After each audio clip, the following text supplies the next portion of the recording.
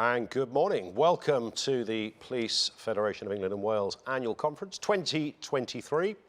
We are digital, we're online. That changes nothing in terms of how busy this agenda is going to be over the next couple of days. Most of you will be familiar with the kind of format, various sessions, various debates, huge panels, politicians, the Home Secretary is in with us as well, some keynote speeches, and of course, crucial to all of this, despite the fact this is online, it changes nothing in terms of interaction with your questions. So wherever you are, there are many of you grouped together, I know, watching this right now.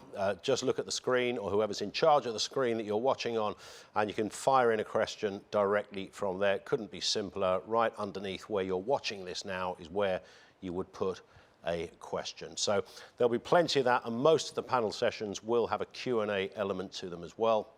So anything that comes through, we'll try and get through as many as we can. If we get repeat questions, obviously we'll attempt to reflect those views via the most salient and obvious point made. So lots to get through, some big sessions happening this morning. We'll hear from the National Secretary, Callum, very shortly. Before all of that, let's meet the National Chair and, of course, the Deputy Chair of the Police Federation. And, of course, that's Steve Hartshorn and Tiff Lynch are both with us. Steve, give us an overview, firstly, if you would. It's a big conference. It might be online, but it's certainly a busy one. What are we expecting? It certainly is. Good morning, everybody. Thanks for joining us online, and thanks, everybody, for making this happen. Obviously, we've gone digital this year, try and make it different, get a wider audience to involve as many people and many of our members as we can across the country, so you're more than welcome. And as Ian said, please do fill in with the questions. It's important we hear from you. If there's anything you want to know, put the question in the box, and we'll do our best to answer them as we go through. So looking at the agenda, we've got quite a packed 2 days. We've got some really good speakers. We've got about 12 to 13 separate panel sessions over the next 2 days, and we're covering many aspects. So we've got Callum MacLeod, our National Secretary, giving the General Secretary's update around matters, leadership in policing. We've got misogyny. We're looking at mutual aid. We then have a Home Office review on the impact of independent panels, which will look at dismissals and vetting. Looking at retirement, which is close to many people's heart as well, because the pension rules have changed. So what does that mean for you, your family, your colleagues out there about what's going to be? And then we're going to end today when we discuss disclosure and redaction around some of the rules we'd like changed to make it easier for you, our members, when you're out there doing your case files, to get these over to the CPS so we can get things done quickly, so we can get prosecutions done. But Tiff, every year that there's a conference, it's always, this is the most important one. It's been a huge year. There's lots to get through. We can't really overstate, though, just the busyness and the variety of the agenda over the last 12 months. It's been a pretty tricky ride for the police. Absolutely. Historically, what we would find, it comes in waves. So you get a busy period, then it slows down a little bit, then it gets busy again. Particularly this year has been absolutely manic with policing issues. There's not a day gone by where we're not in the headlines for one reason or another. And that's what makes the roles of our business leads from the National Board and the work that's being done within the National Council and the local branches, from those local issues, feeding them in so that we can actually get involved and actually start making those changes. It would be absolutely wonderful if we weren't in the public eye for sadly, the stories that are coming out. But we are, and we have to be involved, and we have to be part of that instrumental change so that we can actually continue to support our members. And I guess the conference as well. Often, if there's been a negative story, and there's certainly been some challenging stories involving the police, it seems so often you turn on, you look at the media, and you hear lots of people talking about it, apart from a response from the police. So this is an opportunity, really, to get the inside view, if you like. I know that in addition to members watching this, there'll be lots of people from the press as well. So there'll be many elements within this conference over the next couple of days that will really give an opportunity to have a good, firm, robust, and honest response to much of what we've talked about over the last 12 months. Absolutely, and it's about, let's not knee-jerk react to anything. Yeah. When we have an issue, a problem, let's all come together and actually work together. We do need our key stakeholders to actually start coming out and speaking in support of us, not always criticising us and giving us the negative rhetoric. So this is an opportunity for us to actually reach out to all of our key stakeholders to say, this is what we're doing as a federation. This is what we want to contribute towards. And as Steve said with the agenda, we've got so much to discuss and we're part of so many discussions. We need others to actually get behind us. Yeah. And Steve, the Federation isn't a magic wand to every single answer. But I know some people will expect it to be. But there's this big immovable machine called the government that often stand there. You've got to get through those guys to often get various things your members have asked for, areas that want debated. You've always had a working relationship with areas like the Home Office. It might be in 12 months' time there's a whole new government, so you've got to almost start again in terms of building those relationships. But I mean, that's an important factor, isn't it, and what you guys do. It's all very well people saying, you know, these are my concerns, I want this to change, we need more clarity on X, Y, and Z, etc. But you've got to get that through to politicians as well. Yeah, we have, and you know, if we did have a magic wand, it'd be great. You know, we could erase all the problems in policing and fix everything. That would be utopian ideal. But you're right, the government, everything that we need, our powers, our policies, it has to go through government sources, it has to be approved, it has to go through Parliament. But of course, it's not just the government. We then look to chief constables and police and crime commissioners because they have as much responsibility to make sure that the powers and policies we have can be enacted. They need to be funded properly. Obviously, they're in charge of local priorities and local budgets, but there's more that can be done collectively to say, look, policing is good, we are going on the right track, but let's have an honest conversation with the public, with our members, about what we can and what we can't achieve. We cannot fix all of society's problems. We are there to uphold and enforce the law. We're not dispassionate to that, but again, we need the right things in place to allow our colleagues right there, right now, trying to do the very best they can, trying to cope with new legislation, deal with the issues that the public are facing at times of austerity, cutbacks, what does the impact on them mean? So there's a lot of work to be done, but we are getting some traction. We've had some really good working relationships with people in government, trying to get things changed for the benefit of members, which ultimately helps the public. There's a lot of issues in terms of what is the priority. Everyone will have their own idea. Obviously, Callum will be here shortly to talk about areas specifically pay. But that's always massive, isn't it? Yeah. I mean, without moving too much into that territory, because Callum will cover all of that, I mean, it's very hard to say that isn't number one at the moment. Absolutely. I mean, we look at the pay award that we had, it was one of the highest at 7%, which is good, probably the highest we've had in our history. However, it's still, we wanted 17%. That gets us back to where we should be. If you look at the recent pay cuts over the last sort of 15, 20 years, our members are out there day in, day out, doing a job that many people don't want to do. Many people can't do it. So they want the right remuneration to make sure they get looked after properly. Otherwise, we're starting to see them leaving in their hundreds, in their thousands. And for the first time last year, that number leaving the service was just over the 9,000 mark. That's not sustainable. There has to be an attractive package to keep our colleagues in the job, but also to incentivise people to come in to work with us. Otherwise, we know they'll go to the private sector. And of course, recruitment, as you rightly say, I mean, that throws up another issue. It's all very well saying, I think it was Priti Patel last year, or was it the year before, we had so many Home Secretaries, it's hard to keep up, of course, but she made the point, you know, we recruited, I think, at that point, an extra 14,000. But of course, Tiff, one of the dangers with that is that you end up, you know, some very willing and diligent, hard-working new recruits, but you end up with a disproportionate amount of inexperience in many respects, just by dint of people being new, and that brings in a whole other issue for discussion. Totally, and we have some really, really good police officers out there that have joined, and age should never be looked at as a disadvantage. Age is just a number at the end of the day. But with age, it brings life skills, it brings experience from the outside world. And if we're a service that's going to reflect society, we have to match that with age as well. And I don't think we're tapping into that element of society enough. And it's not an attractive occupation for the older generation to come into, purely because, as Steve talks about, with the pay. Yeah. By then you're already settled, you've got your house, you've got your children, you've got your family, you've got so many different responsibilities that you can't actually survive on the pay from a starting wage within our service. Indeed, and I suppose as well, Steve, you know, if you are the casual observer reading some of the headlines, again, what I said at the beginning about the conference is a unique chance to hear policing voices responding to policing issues, some really important ones as well, which are often missing from the debate. And, you know, I'm tired of seeing panels of people sitting around discussing what the police should do this, the police should be more like this, etc. It's like, well, where's the police officer here discussing this? Yeah. So we get a chance to do that. But of course, that does those kind of negative headlines, and we'll come on to that, are a potential barrier for people signing up, right? You know, people would look at that and think, well, why would I want to work there? Look at these headlines, look at those headlines. That's right. I mean, if you look at, there's too much negativity, you look at some of the social media feeds, it is relentless. It's a constant attack on police officers, the Federation, our members, the things that we always get wrong. Well, actually, you look at what happens 24 hours a day, 7 days a week. Our police officer colleagues are out there doing a really, really good job. There must be 50, 60, 70,000 calls, 999 calls from members of the public asking for help. That's reassuring that they want the police to come and help them and assist with them. But we need support. We need our other agencies, the CPS, the NHS.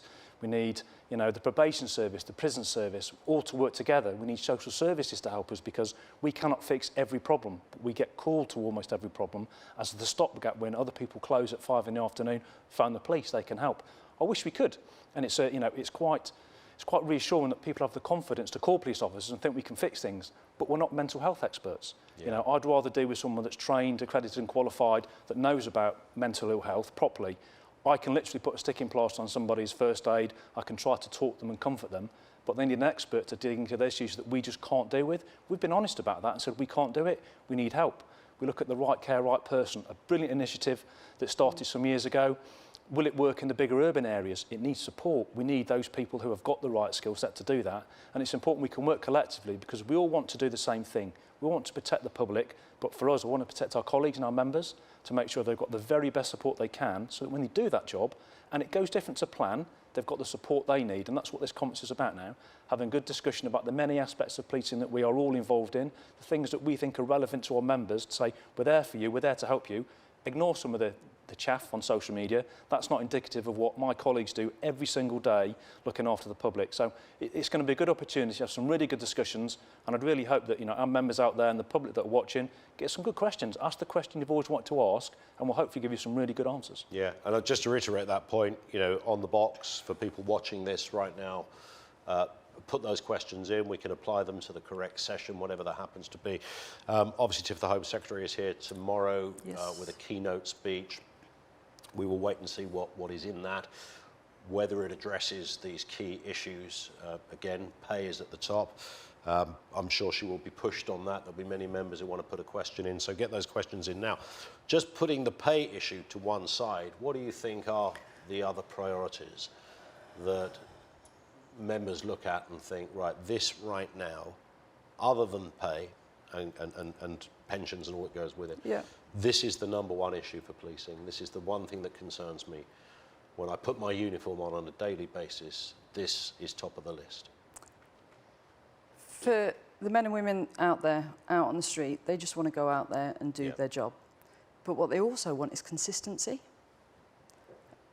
They don't want to be told 1 week, right, you're not to do this, you're not to do that, and then 3 weeks later, actually we've had a change of heart because policy has said from government that we want you to get more involved. So that's what they're actually aiming for, is consistency.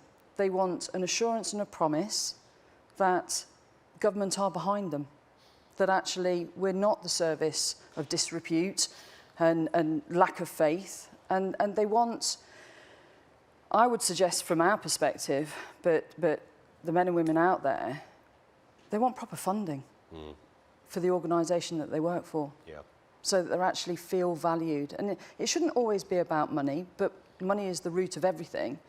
When we invest, we get better training. That's what they want. They want learning. They want contact time. They want the ability to actually move through the ranks if they want to move through the ranks, or move through different departments. I know what I want to hear from the Home Secretary's speech, and that's a number of the campaigns that we're actually working on from PFEW, the Elizabeth Medal for one. I'm hoping that she's going to make an announcement. We've been promised last week when Chris Philp, the policing minister, met with Bryn Hughes, that an announcement would come soon. I'm hoping that an announcement is going to come today. PFEW have been fully backing Bryn Hughes on that, and we've been doing a lot of work with government, Welsh Government, the Labour Party, Tory Party, and every single MP, even yesterday when we were talking to MPs, it's a no-brainer. It's an absolute no-brainer. But what I also think our officers want is a 21st century service that's working to 21st century rules. And that's a really good point, isn't it, Steve? Because as if all of the various hurdles and issues that are going on in the background, so when you go out to work, there is the pay thing looming over there, there's all sorts of other... There's then just the job of policing, because I've lost count of how many, when I'm doing radio phone-in programs, of how many times an officer will say, you know, for the first time in my career, or in the last couple of years, I have to think before I run into an incident, because I'm now considering all these other ramifications. I've got 37 kids with their iPhones filming me at whatever I do. And that's changed the way policing works, hasn't it? Because if you've got officers saying, I'm not sure I want to get involved, just because the potential ramifications are so huge, even if somebody raises an issue that turns out to be unfounded, the fact is you could spend the next couple of years waiting and pending before somebody's decided that actually there's nothing to see here. But that is affecting day-to-day policing. Yeah, it does, and never before. You know, we see it on a regular basis, especially with my firearms colleagues now that are thinking around if they go on a course of action, they are now thinking more about the outcome as opposed to what's before them. That's dangerous. Yeah. Because every police officer, be it frontline officer, be it detective, be it someone who's dealing with the victim, if they're starting to think about outcomes as opposed to the job before them, they might make mistakes. That split-second decision is then taken weeks, months, sometimes years to analyse before it gets to a court or misconduct hearings. It's then over-sensationalised if you made a mistake. People make mistakes. We need to accept in policing we will make mistakes. We're all human. None of us are perfect. Let's accept that culture of learning and development properly, but let's then give our colleagues the time when they've made a genuine mistake to reflect on it, learn from it, without it being gross misconduct, you're going to be dismissed. Otherwise, we'll never, ever have people doing the job properly. We must allow that to happen. And this great, you know, puritanical world of we must get it right 100% of the time. We can't. Let's have an honest conversation with the public about this. We're not perfect. We never have been. We never will be. But we do a really, really good job every single day. But we strive to do the best that we can. And our colleagues out there now dealing with the 999 calls, dealing with the 101 calls, going to court, going to Crown Court to get convictions, they've done the very best job they can. But it takes funding to get that right. Some of the IT and infrastructure we have, it's archaic. I was talking to colleagues at our National Bravery Awards a couple of months ago. 25 minutes to get the computer to switch on and start working. Unacceptable. It wouldn't happen in the private sector, so why do you accept it in policing? That's time that they could be spent getting the case file done, dealing with victims, dealing with witnesses. The vehicle fleet we have, it's ageing, so we need investment to make sure we've got the very best fleet we have so we can actually get out to the public. Look at rural areas, you know, take Mid Wales, where you've got to travel for hours sometimes to get to the police station or to the calls you get. They need proper infrastructure of police stations to work from. Custody reception centres where when we arrest people, we can take them to the cells properly so they're not spending hours travelling. So there's been so many cutbacks and austerity in policing. We need to fix it. Is the right number of policing? We represent 140,000 police officers. There's only about 150,000 in the country. Is that right for the current population? I would suggest not. I think we need a lot more so that when someone calls 999, they can be reassured that we can actually get someone out there to deal with their concerns properly and professionally, but also then say to the public, that is not for us to deal with, that is for the NHS or social services. So bigger partnership working, and then I think we can really get trust and confidence back in policing. And it is trust and confidence, isn't it? I mean, again, the amount of times we discuss on my radio television shows about, you know, response to burglary, that kind of thing. You know, well, I called the police, nobody came out. As if there was a copper sitting around a corner in a car having his chips. You know, that didn't happen. You know, there's a whole structure that is out of the hands of the individual Bobby on the beat, as it were. But people are sensing they're not seeing police in the same way. Now, that's not the fault of the average police officer. No. They're not hiding in a tree or something. I'm sure one did once, but generally speaking, they're not hiding away.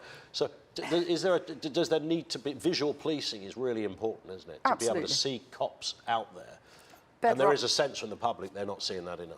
Totally. It's the bedrock of policing. When you have neighbourhood police officers out on the street speaking to the people that have lived there for years or have just moved in, they'll get to know the community. They'll get to find out what's going on. They'll get to find out who the criminals are and what they're doing. And it gives that reassurance to people on the street. I've been a neighbourhood officer. I absolutely loved it. You get involved with the community and they want to speak to you. I used to box in a boxing club that hated the police. And it took me 6 months effectively to infiltrate their trust. Yeah. And by the end of it, I was getting information coming in daily from those people that wanted to help. And it was fantastic. It's been stripped away. So we've got officers now that are working in areas that they don't know. So they don't know the people that they're talking to. They don't know who they're looking for to actually go out and bring them into custody. And it just takes even longer. So let's get the police officers back out on the streets, in with the communities, and I'm pretty sure that actually that trust and faith will be restored. And Steve, is that about, you know, that phrase tinkering around the edges, that sometimes you can make a little bit of difference here, a bit of difference there, but is there a sense that policing needs a greater overhaul, something bigger than that the bigger picture needs to be restructured? Yeah. If I'm honest, if you look at the current structure of policing, we've got 43 forces across the country. That's just the Home Office ones, and we've got a few non-Home Office forces. If you were going to design a policing service today, I don't think you'd have it so fragmented across the country, because with that 43 Home Office forces, you've got 43 different sets of priorities. So whilst they're all broadly the same, protect the public, neighbourhood policing, investigate crime, bring offenders to justice and put them in prison if that's the right outcome, then they're going to be competing demands. The budgets aren't consistent. We have a postcode lottery of funding. So if you could do a complete redesign and overhaul, I think you could get to a far better model, more consistency. You know, I was in Manchester last week and we were up here for the Tory party conference. Within this half-mile arena of the conference centre, you saw so many cops. I'll guarantee there was no crime within that footprint of the conference at all, other than maybe a few people with public order offences who were very anti-government.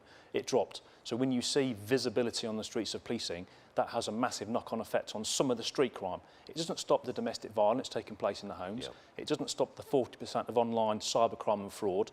But then if we can reduce some of that crime where our colleagues are dealing with it on the visible side, we can then focus on the non-visible side and start to make some inroads. But we need huge investments again around organised crime groups. They have got an abundance of money to invest in crime and their crime activities. Policing just doesn't have that. We have one national crime agency which does an amazing job at dealing with the very highest levels of crime. Is that enough? You look at the increase in population over the past 10 years by 4 million, we've still got the same number of officers to deal with that. We have to specialise more. Policing is so unique. We're so varied in everything we do, from walking the beat, high-tech investigations, maritime crime, firearms, detectives, specialist investigations, professional standards.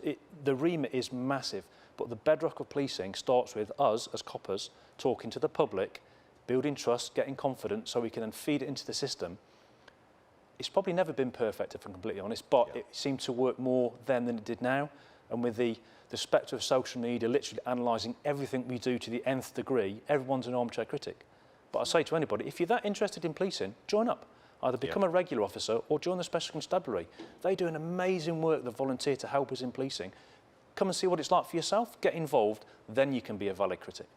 And it's not just, you mentioned police numbers there, increase in population, they're obvious factors.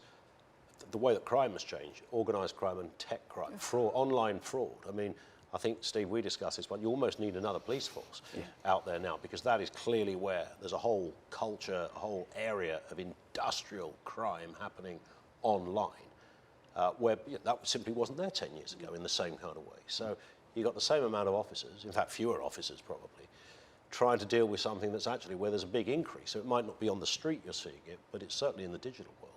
I mean, that's a vast change. It's a huge game change. Absolutely, but we're moving with the times. Yeah. Everything is going online, so we have to look at policing. What is happening with society? Society is pretty much on mobile phones, laptops, and computers. There's not a lot you can't do online these days. So when it comes to policing, we've got to move into that world. And like you say, it will need another police service. But where you have online crime, actually, when you strip it back and look at the bedrock of policing with neighbourhood policing, they're all linked. Where you've got a theft of something, they're stealing something for a reason. It could be drugs, it could be financial, a whole host of reasons. But then you're linking to something else, and then you're linking to something else, and you build that picture, and then you'll get to know your criminals that lead up to the organised crime. Everything is all interlinked, but yes, the online stuff, and I'm no expert by any means.